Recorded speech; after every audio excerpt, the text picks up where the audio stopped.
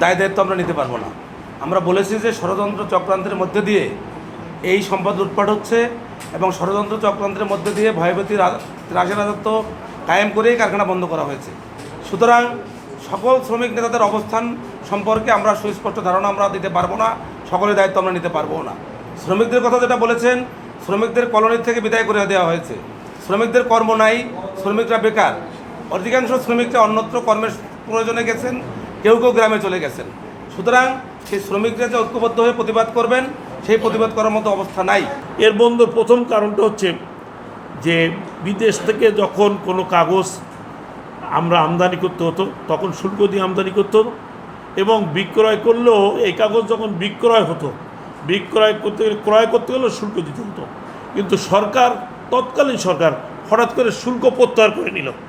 যখন শুল্ক প্রত্যাহার হয়ে গেল তখন পার্শ্ববর্তী অনেক দেশ, ইন্দোনেশিয়া, মালয়েশিয়া, আমরা ভারত সহ অন্যান্য দেশ আমাদের এখানে কাগজ রপ্তানি শুরু করলো।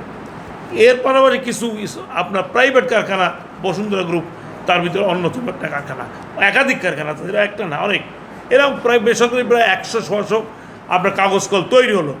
ধারাবাহিক এই লুটপাট, এই গোষ্ঠী এরাই 28টা কলই খেয়ে ফেলবে যদি আমরা এই মুহূর্তে যদি আন্তরিকতার সাথে এই মাটিকে ভালো না করছি। যে কথা বলবেন যে বাধা আসবে, হ্যাঁ জীবন আমি জেল কেটেছি, আমার 14 বছর কেউ পাট করার শ্রমিক ছিল না, আমি পাট করা রক্ষা করতে আন্দোলনে জেল কেটেছি।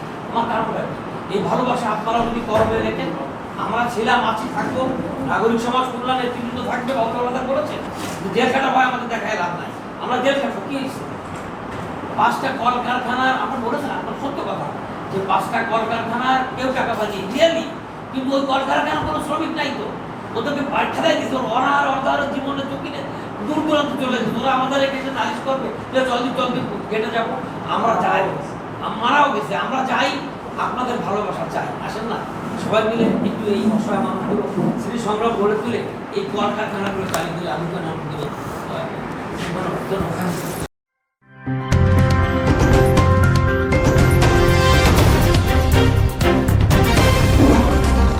Voice of Tiger.